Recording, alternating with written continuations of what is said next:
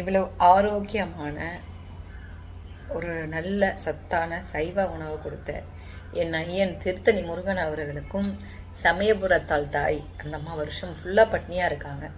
அவங்களுக்கும் பார்த்துட்ருக்க எல்லா நண்பர்களும் பட்டினி இல்லாமல் வயிறார ஹெல்த்தியாக சாப்பிட்ணும். ஸோ எல்லாத்துக்கும் நன்றி. சாப்பிட்லாம் வாங்க. கத்திரிக்காயும் சுண்டலும் போட்டு புளிக்குழம்பு கொங்கு சைடு ரொம்ப ஃபேமஸ்ஸு. அதுக்கு முருங்கீரை சுண்டலும் ஹீமோக்ளோபின் கம்மியாக இருக்கிறவங்க பெண்கள் ரொம்ப ஹெல்த்தி கூட முருங்கைக்கீரை கொஞ்சம் உப்பு பதிலாக பட் சூப்பராக இருக்கும். முருங்கைக்கீரை எப்படி செய்யுதுன்னு பார்க்கலாம். எண்ணெய், கடுகு, சீரகம், உளுந்தம்பருப்பு, அதுக்கப்புறமா வரமிளகாயும் 2 பூண்டு தட்டி போட்டுக்கணும்.